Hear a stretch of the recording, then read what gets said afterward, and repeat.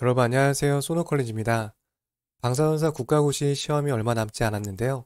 시험 당일에 도움이 될 만한 조언 몇 가지에 대해서 말씀드려보려고 합니다. 시험 보시기 전에 이 영상을 보시면 좋을 것 같습니다. 첫 번째, 국가고시 시험장은 수능 시험장과 분위기가 비슷합니다.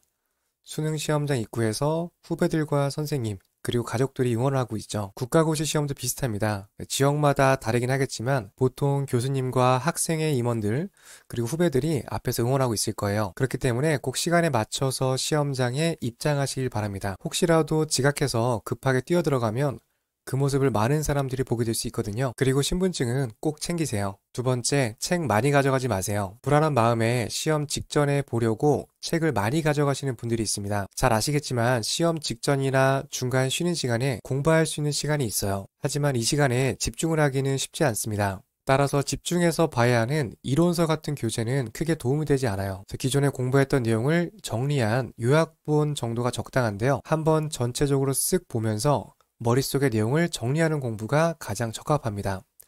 요약본이 따로 없다면 모의고사 문제나 문제풀이 교재를 보는 것도 추천드려요. 문제를 보는 것 자체가 요약된 내용을 보는 것과 같은 공부 방법이거든요. 짧은 시간 동안 전체적으로 내용 파악하기 좋습니다. 시험이 끝나고 나면 책이고 뭐고 다 버리고 싶은 마음이 들 거예요.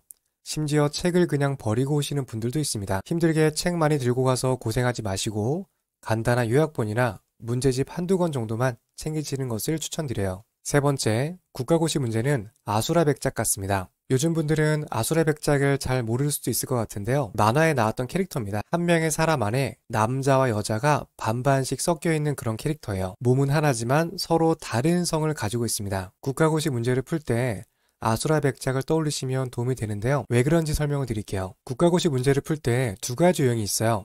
하나는 확실히 아는 문제, 다른 하나는 혼란스러운 문제인데요. 혼란스러운 문제는 틀릴 수 있다 치더라도 확실히 아는 문제를 틀리면 안 되겠죠. 그런데 확실히 아는 문제를 실수하는 경우가 실제 시험에서 자주 발생을 합니다. 가장 흔한 경우는 이전에 풀어봤던 모의고사와 비슷한 유형의 문제가 출제될 때예요. 이미 한번 봤던 문제라서 내용을 꼼꼼하게 보지 않고 정답을 체크하고 그냥 넘어가 버리는데요. 이 과정에서 사소한 실수를 하게 됩니다. 예를 들어서 모의고사 문제는 다음 문제에서 맞는 것을 고르셔야 했는데 국가고시 문제는 다음 문제 중에서 틀린 것을 고르시었던 거예요. 문제를 확실하게 알고 있었음에도 불구하고 제대로 읽어보지 않아서 잘못된 정답을 고르게 되는 거죠. 이런 경우가 실제로 발생을 하고 가장 안타까운 상황입니다. 따라서 모의고사와 같은 문제 또는 비슷한 문제가 출제가 되었다면 출제 의도를 생각해보고 문제의 한쪽 면만 보지 말고 반대편도 확인해보는 습관을 들이세요.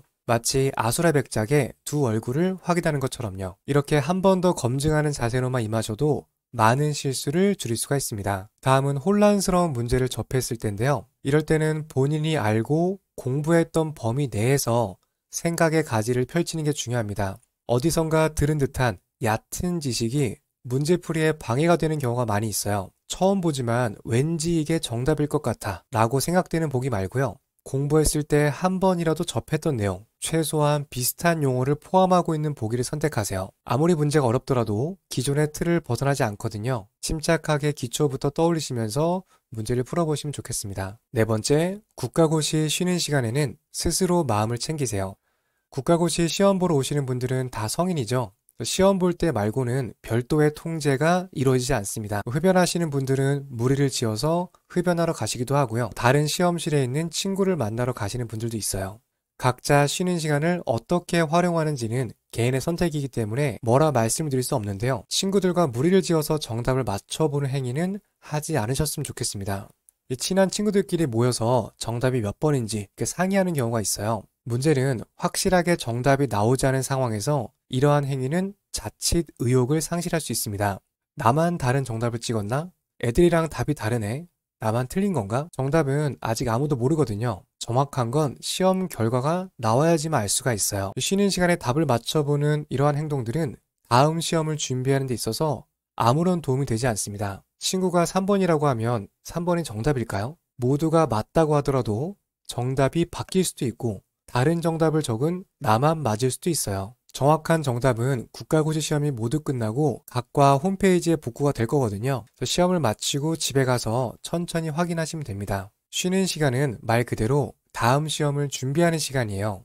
공부했던 것을 되새기고 다시 한번 자신감을 올려야 합니다. 그래서 쉬는 시간에는 초콜릿과 같은 당분을 섭취하시고요. 피곤하면 잠시 엎드려 쉬거나 가지고 간 요약본을 보면서 공부한 내용을 검토하시는 시간을 가지길 바랍니다. 쉬는 시간에 주변이 시끄러울 수 있으니까요. 이어폰이나 귀마개를 꼭 챙기세요. 이렇게 해서 시험 준비에 도움이 되는 몇 가지 조언에 대해서 말씀을 드렸습니다. 남은 시간 준비 잘 하셔서 꼭 좋은 결과 있기를 진심으로 응원합니다.